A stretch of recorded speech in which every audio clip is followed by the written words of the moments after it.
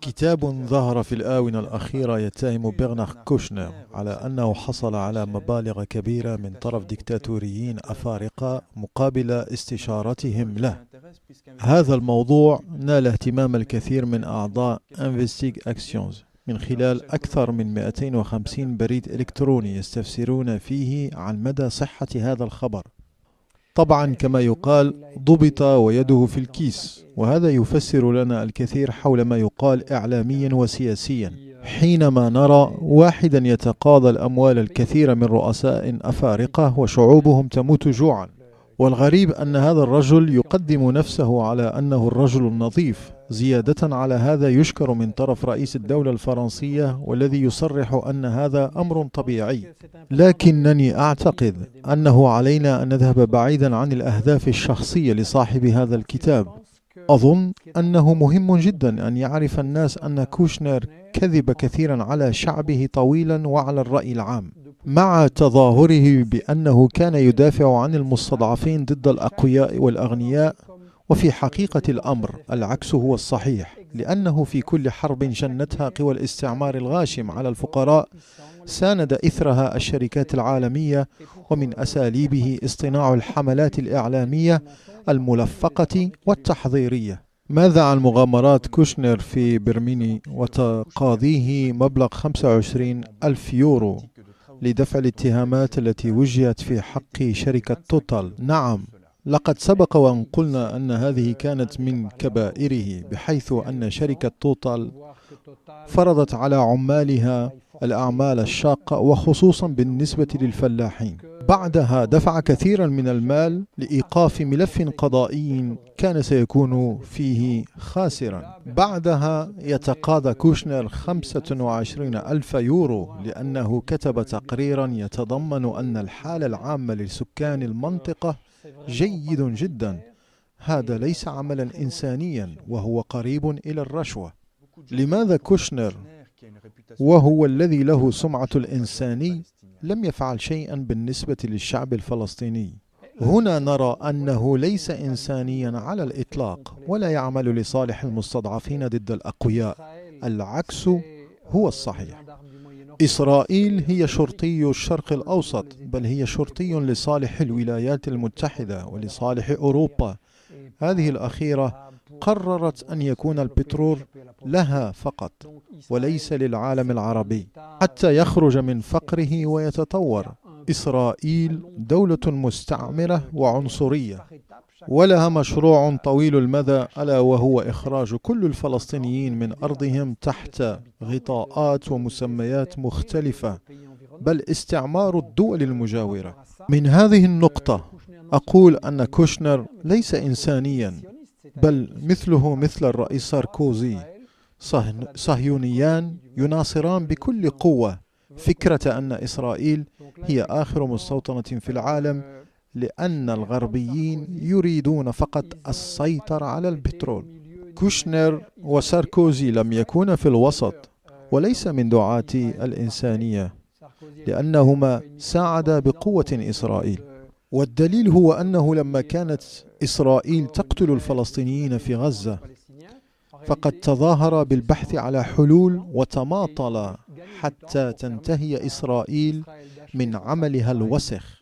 ورأينا ساركوزي يقهقه ضحكا مع أولمرت لما كان أطفال غزة يذبحون تحت الضربات الصهيونية. أحد القراء يسأل: كنت مندهشا حينما رحب وشجع على الحرب ضد العراق. الحقيقة أن هذا الرجل ما وصل إلى منصبه الحالي إلا لأنه أيد وبشدة الحرب على العراق، ربما لأنه كان يطمح إلى منصب أمين عام الأمم المتحدة أو حاكم عام بالعراق. كان في أمس الحاجة إلى مساعدة من بوش. وكوشنر لا يهتم على الإطلاق بالشعب العراقي الذي حوصر لسنوات طويلة، وقد تسبب هذا في قتل أكثر من 500,000 طفل، كما صرحت بذلك وزيرة الخارجية الأمريكية سابقا مادلين أولبرايت. وأمام هذا كله كوشنر لم يحرك ساكنا، وانصاع لأسياده وبرهن مرة أخرى أنه ليس إنسانيا كما يدعي.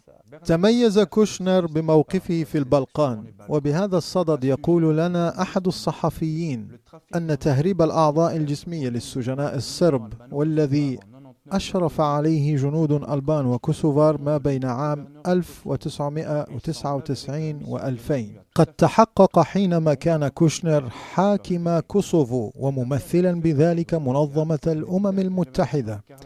عملت هذه الأخيرة على إتلاف القضية، خصوصا لما جاء من تصريحات قاضية التحقيق سابقا في المحكمة العليا بلاهاي كارلا ديل بونتي. 300 أسير زيادة على هذا العدد عاهرات قد خدمن في كوسوفو، كل هؤلاء أرغموا على أن تقام لهم عمليات جراحية قصد أخذ أعضائهم قبل إعدامهم وبيعها لزبناء أثرياء. نعم، كثير من الأشخاص من آباء وأقارب لهؤلاء المفقودين جاءوا للحديث معي، أرادوا من ذلك معرفة ما جرى لعوائلهم.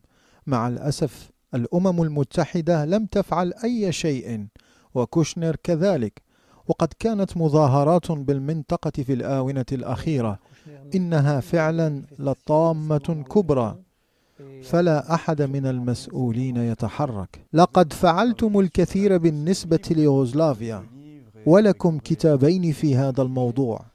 زيادة على هذا كنتم مساعد مخرج شريط حول المنطقة. ما هو العتاب الذي توجهونه لكوشنر؟ علينا أن نتحرى كل ما قيل.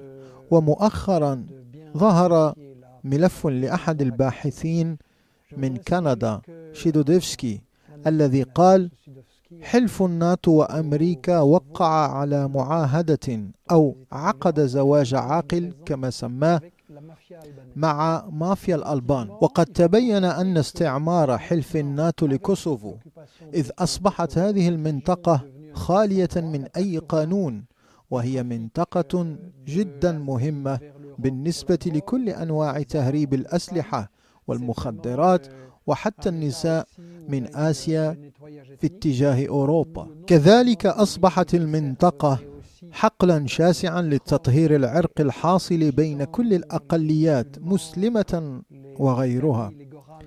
إنهم يعيشون مثل الفلسطينيين، لكن لا أحد من المسؤولين والسياسيين يتحرك أو يتحدث عنهم. حينما نرى كل هذه المأساة التي تسبب فيها حلف الناتو والولايات المتحدة الأمريكية، حق لنا أن نسأل، خصوصا وأن أمريكا فتحت قاعدة عسكرية كبيرة تسمى كامبل ستيل، يناهز عدد جنودها 7000 فرد، مع كراء مساحات شاسعة لمدة 99 سنة، تستعمل كقاعدة ليس لحل مشاكل السكان، وإنما نقطة انطلاق للهجوم على روسيا والشرق الأوسط والدول المجاورة. كل هذا يدفع بنا إلى طرح أسئلة عديدة. ما أريد التنبيه عليه هو أن الرجل الذي مهد لكل ما جرى في إقليم كوسوفو، وهو ألستور كامبل من موظفي حلف الناتو، وهو المستشار للعمليات النفسية كما يسمونها الرئيس توني بلير، زد على هذا فهو المؤسس الرئيسي لملف أسلحة الدمار الشامل الذي نتج عنه حرب ضد العراق. كل هذا يدفع بنا، بل يحفزنا للتدبر والتعقل. فكوشنر تعامل مع هذا الرجل في ملف كوسوفو وتمرد على الجميع، بل افتعل قضية التطهير العرقي التي أودت حسب قوله بحياة 11,000 شخص، مع العلم أن خبراء كثيرون كذبوا دعوته. تتذكرون أنه كانت لدي مناظرة حول قضية التطهير العرقي بيني وبين جيمي تشي الذي كان الناطق الرسمي لحلف الناتو، والذي اعترف أنه لم يكن هناك تطهير عرقي كما ادعى كوشنر، ولنا تسجيلات لتلك المناظرة، وأنه قد كذب على الرأي العام في هذه القضية. إذن لقد كان لكوشنر دور كبير جدا في هذه القضايا، بل دور خطير جدا حقيقة. يريد هذا الرجل أن يظهر للرأي العام أنه يعمل لصالح الفقراء، لكنه في حقيقة الأمر محتال وخادم للأقوياء. ومسألة حق التدخل في الشؤون الداخلية لأي بلد ما هو إلا نوع جديد من الاستعمار الذي يتدخل فقط من أجل السيطرة على الثروات الطبيعية. إذن كوشنر هو فقط مستعمر لا أكثر.